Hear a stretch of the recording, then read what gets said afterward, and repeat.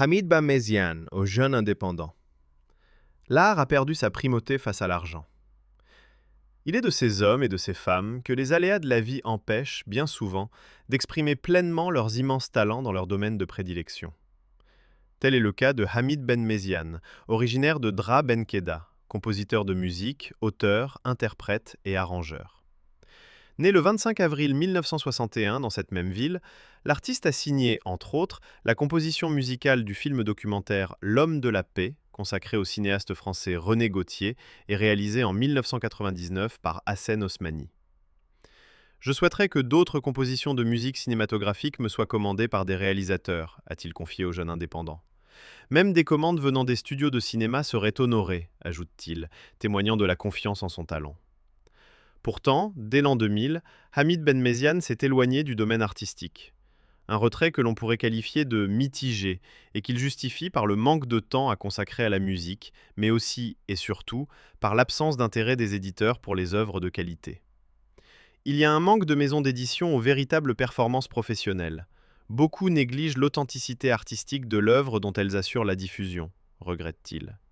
Et d'ajouter avec amertume: en général, des compositions légères, garantes de rentrées d'argent, intéressent hélas bon nombre d'éditeurs.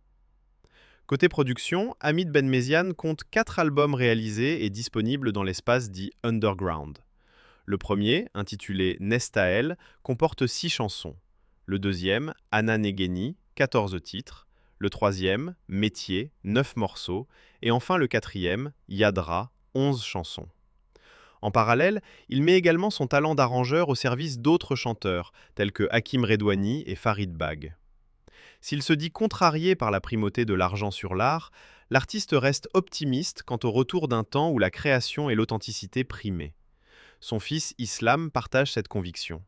Il croit dur comme fer que son père a encore beaucoup à offrir à la culture et à la musique. Entre le père et le fils, une tendre complicité s'est traduite par la mise en place d'un petit studio familial. C'est dans cet espace intime que j'écris mes chansons, compose mes musiques, assure l'arrangement. Une fois le produit terminé, mon fils le diffuse sur les réseaux sociaux comme YouTube, Amazon Music, Apple Music, etc., explique Hamid. C'est ainsi que l'artiste continue à maintenir le lien avec ses fans mélomanes en attendant des jours meilleurs. De notre bureau, Saïd Tisseguine. Le jeune indépendant numéro 8285. Du mercredi 10 septembre 2025.